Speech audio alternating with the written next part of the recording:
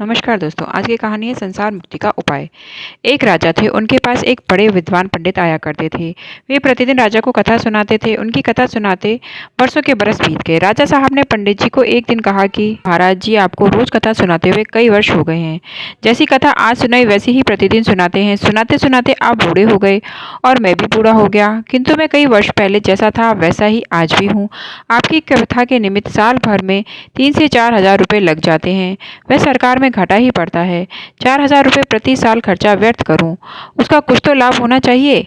आपका और मेरा दोनों का समय नष्ट होता है और रुपया भी खर्च होता है। इसका उपाय बतलाइए कि सुधार क्यों नहीं होता। जबकि आपकी बातें मैं सुनता हूँ, आप वैराग्य, भक्ति, ज्ञान की बातें कहते हैं, किंतु आपकी बातों को सुनकर न तो मैं भक्त बना, न ज्ञानी, न सदाचारी और न योगी। आप इसका उत्तर 1 महीने के अंदर दें। यदि 1 महीने के अंदर इसका उत्तर नहीं मिलेगा तो यह कथा बंद कर दी जाएगी और आपका वेतन बंद हो जाएगा। आपको अपनी जीविका का दूसरा साधन देखना पड़ेगा। यह सुनकर पंडित जी के होश गुम हो गए। पंडित जी विचार करने लगे कि मैं इसका क्या जवाब दूं।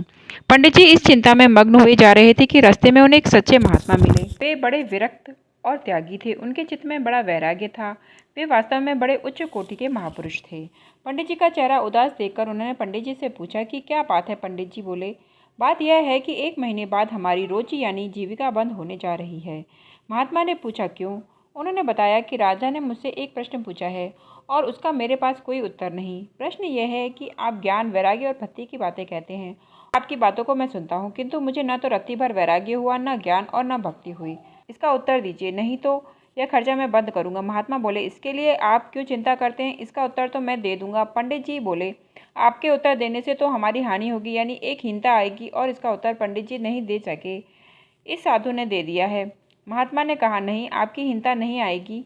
आप राजा साहब से कह देना कि यह तो मामूली बात है, इसका उत्तर तो हमारे शिष्य भी दे सकते हैं और मैं आपका शिष्य बन जाऊंगा। जब मैं इसका उत्तर शिष्य बनकर दूंगा तब तो आपकी कोई हानि नहीं होगी। पंडित जी बोले, तब तो नहीं होगी। पंडित जी महाराज दूसरे दिन गए। राजा ने फिर पूछा कि महाराज, आपने इस विषय का उत्तर तैयार किया? पंडित बोले, महाराज, इसका उत्तर तो मामूली बात है, वह तो हमारे शिष्य भी दे सकते हैं। हमारे ऐसे बहुत से शिष्य हैं। राजा बोले, मुझे क्या आप दें या आपका शिष्य? मुझे मेरे उत्तर का मिलना चाहिए। कल आप अपने शिष्य को ले आइएगा। दूसरे दिन पंडित जी उस महात्मा को ले गए। वे उनके शिष्य बनकर चले गए। राजा ने पूछा, आप इसके शिष्य हैं? बोले, हाँ महाराज। राजा ने कहा कि हमारा प्रश्न आपको मालूम है? महात्मा बोले, हाँ मालूम है। आपका प्रश्न यह है कि आपको ज्ञान, वैराग्य, भक्ति की बातें सुनते हुए करीब 30 वर्ष बीत गए, किंतु उसका असर आप पर क्यों नहीं हुआ? राजा ने कहा, ठीक यही बात है। उस शिष्य ने कहा, आपका उत्तर मैं तब दे सकता हूँ जब आप अपनी राज्य की सारी शक्ति तथा अधिकार 2 घड़ी भर के लिए मुझे दे दें। राजा ने कहा, ठीक है, और सब कर्मचारियों को बुलाकर कह दिया कि मैं अपने राज्य का अधिकार 2 घड़ी के लिए इन्हें देता हूँ।